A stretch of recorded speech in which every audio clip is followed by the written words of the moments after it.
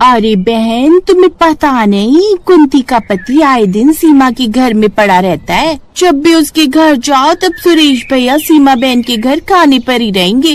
वाकई में ये तो बहुत ही गजब है बहन। अरे भगवान जाने कि अब सीमा और सुरेश भैया में क्या चल रहा है, लेकिन सच बताओ तो इन सब में ये कुंती बहन पिस रही है। अरे उन्हें कहाँ ही खबर है उनके पति की। उन्हें तो लगता है कि उनके पति जैसा कोई है ही नहीं इस दुनिया में। वो दोनों औरतें आपस में बात कर रही थी। तभी वहाँ से गुजरती माला उन दोनों की बातें सुन लेती है और वो उन दोनों को फटकार लगाते हुए कहती है, आंटी जी, आपको हमारे घर में ज्यादा दखल अंदाजी करने की जरूरत नहीं है। अरे आप पहले अपना घर देखिए, उसके बाद मेरी सास के लिए चिंतित होना। कहीं ऐसा ना हो कि दूसरों के घरों में झांकने के चक्कर में आपके घर की बेटियां खराब हो जाएं। माला की बात सुनकर वो दोनों औरत वहाँ से चली जाती है। तो वहीं माला भी अपने हाथों में सब्जियां लिए अपने घर में आती है और गुस्से में वो सारी सब्जियां सोफे पर पटक देती है।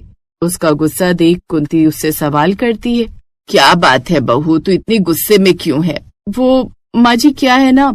माला बोलते बोलते चुप हो जाती है और सोचते हुए खुद से कहती है, माँ जी को कुछ बताना बेवकूफी होगी।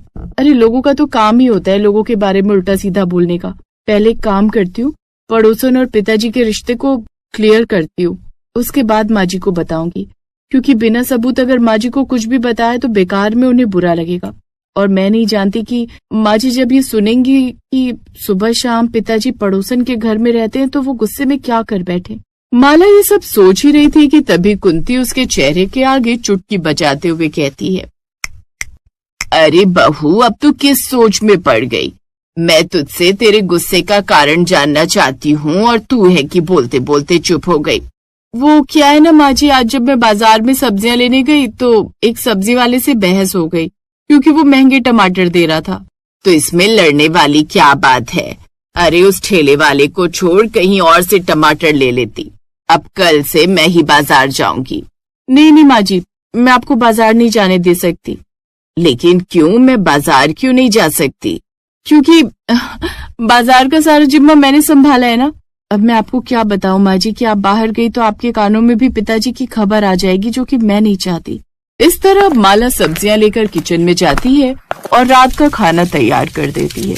अब शाम को जब सुरेश और विवेक घर आते हैं तो माला अपने ससुर को शक की निगाहों से देख सभी की प्लेट में खाना परोसती है।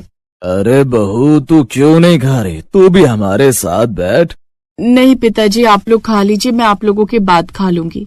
ऐसे कैसे खा लूंगी? चलो साथ में बैठकर खाओ। वैसे भी डेली तुम हमारे साथ ही तो खाती हो, आज अलग क्यों? सबकी बात सुनकर अब माला सभी के साथ खाना खाने के लिए बैठ जाती है, जहाँ वो अपने ससुर को देखती है कि आज उसके ससुर खाना नहीं खा रहे। ये देख माला अपने ससुर से सवाल करती है, क्या बात है पिताजी, आज खाना खाने का मन नहीं है क्या? कहीं ऐसा तो नहीं कि किसी और के घर का स्वाद आपकी जुबान पर बैठ गया हो? बहू, ये क्या कह रही है तू? और ये क्या तरीका है अपने ससुर से बात करने का? अरे माँ जी, मैं तो बस पिताजी से पूछ रही हूँ, क्योंकि देखिए ना, आप खुद ही देखिए, पिताजी खाना नहीं खा रहे बल्कि सिर्फ खाने को निहार रहे हैं। अरे निहारने से पेट थोड़ी ना भर जाता है।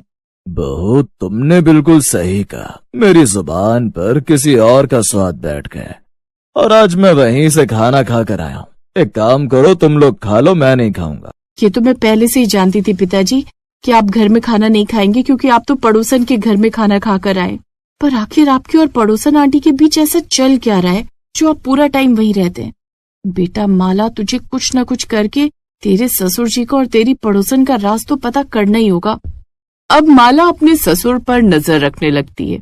ऐसे ही समय गुजरता है और गुजरते समय के साथ माला अपने ससुर को देखती है कि उसके ससुर सुबह पड़ोसन सीमा के घर में जाते और सीधा शाम को घर आते। ये देख अब माला से रहा नहीं जाता और एक दिन वो अपने ससुर का पीछा करते हुए अपने पड़ोसन के घर में छुप जाती है, जहाँ वो देखती है कि सीमा अपने किचन में शाही पनीर बना रही थी और सुरेश उसकी मदद करवा रहा था। अच्छा, तो ये बात है।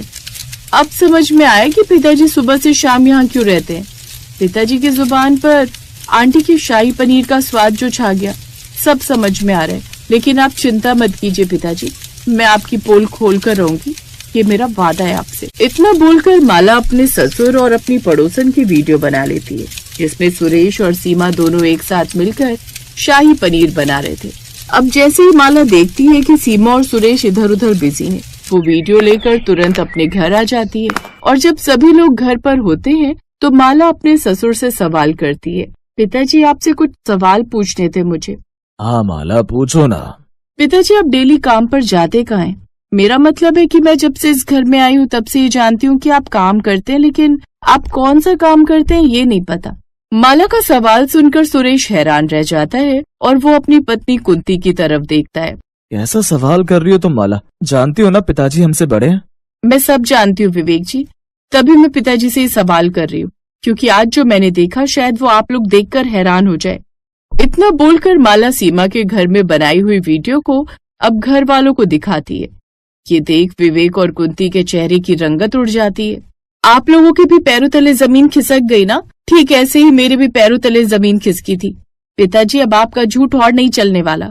अरे मैं जानती थी आपके और आंटी जी के बीच ऐसा कुछ तो चल रहा है जिसके बारे में माया को नहीं पता। सही कहते थे लोग, आपका और आंटी जी का अफेयर है। अपने पिताजी के लिए ऐसी बातें सुनकर विवेक को गुस्सा आ जाता है और वो माला को एक थप्पड़ मारते हुए कहता है, ये तुम क्या बकवास कर रही हो माला? अरे तुम जानती भी हो कि तुम पिताजी के बारे में बोल क्या रही हो, और तुम जो वीडियो बनाकर लाई हो इस बारे में हम सबको पता है सिवाय तुम्हारे। तुम्हें जानना है ना कि पिताजी क्या काम करते हैं? तो सुनो, पिताजी सीमा आंटी के साथ मिलकर घायल फौजियों के लिए खाना भिजवाते हैं क्योंकि पिताजी एक सीक्रेट शेफ है, इसलिए उन्होंने आज तक अपने काम को सीक्रेट रखा। हमें फर्क नहीं पड़ता कि दुनियादारी हमारे घर के बारे में क्या बोल रही है। तुम्हें क्या लगता है जो बाहर की औरतें बोलती हैं वो क्या माँ को पता नहीं है? अरे माँ को सब मालूम है। विवेक की बात सुनकर माला की नजर अब शर्म से झुक जाती है क्योंकि जाने अनजाने में ही सही, लेकिन उसने अपने ससुर पर कुछ ज्यादा ही शक कर लिया। लेकिन उसे ये बात जानकर खुशी होती है कि उसके ससुर फौजियों के लिए काम करते हैं, जिसके बाद माला अब सभी से माफी मांगती है और दोबारा अपने ससुर पर शक न करने का प्रण भी लेती है। इस तरह अब सभी लोग माला को माफ कर देते हैं। सूरज, जा बेटा नंदन को बुला ला, मैं तब तक खाना लगा देती हूँ।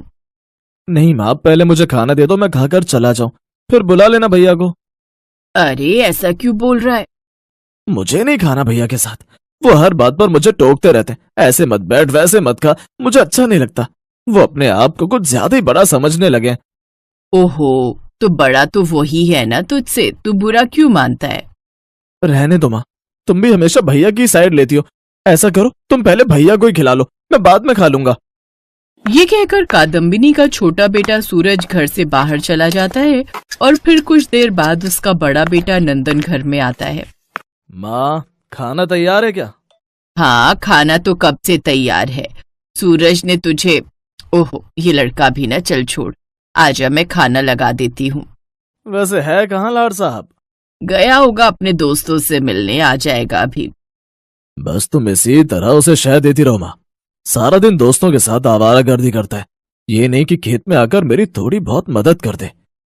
कैसे आएगा तेरे साथ वो, जब तू सारा दिन उसे डांटता ही रहेगा। बेटा माना कि तू बड़ा भाई है उसका, लेकिन बाप नहीं हूँ, यही कहना चाहती हो ना माँ? तो ठीक है, फिर आज के बाद एक शब्द नहीं बोलूंगा उसे, जो मर्जी आए करे मेरी बला से। ओफो, तुम दोनों भाई बिल्कुल एक जैसे हो, गुस्सा तो नाक पर रखा है दोनों के। मैं तो बस ये कह रही हूँ कि तुम दोनों भाइयों को मिलजुल कर रहना चाहिए, उसी में सबकी भलाई है। वो तो इस जन्म में होने से रहा माँ। ये कहकर नंदन भी घर से चला गया और कादम्बिनी ने अपना सिर पकड़ लिया। असल में जब से कादम्बिनी के पति की मौत हुई थी तब से घर चलाने का सारा दारोमदार उसके बड़े बेटे नंदन पर आ गया था। अपने पिता के खेत में जी तोड़ मेहनत करके वो किसी तरह घर खर्च चला रहा था। दूसरी तरफ उसका छोटा भाई सूरज, जिसे खेतीबाड़ी का काम बिल्कुल पसंद नहीं था, वो अपना कुछ काम शुरू करना चाहता था, लेकिन घर की माली हालत को देखते हुए फिलहाल ये मुमकिन नहीं था। बात तो तुम्हारी ठीक है सावित्री जीजी, लेकिन ये दोनों अगर ना माने तो। अरे ऐसे कैसे ना मानेंगे, तुम माँ हो दोनों की। पहले थोड़ा रोना धोना करना, और अगर उससे बात ना बने तो दे देना धमकी की चली जाओगी सब छोड़ छाड़ कर किसी आश्रम में। हैं? मैं आश्रम में? ना बाबा ना, मैं चली गई तो इन दोनों का ख्याल कौन रखेगा? अरे इसी चिंता से मुक्ति का रास्ता तो बता रही हूँ तुम्हें।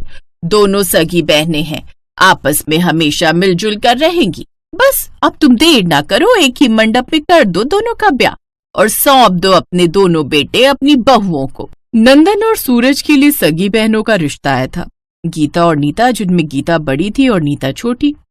कादम्बिनी ने किसी तरह अपने दोनों बेटों को शादी के लिए राजी कर लिया और अपने घर में सुख शांति के सपने देखने लगी। चुप कर तू, मुझे अच्छे से याद है माँ ने ये वाली साड़ी मेरे लिए खरीदी थी और वो गुलाबी वाली तेरे लिए। हा, तुम कुछ भी कहोगी और मैं मान लूंगी?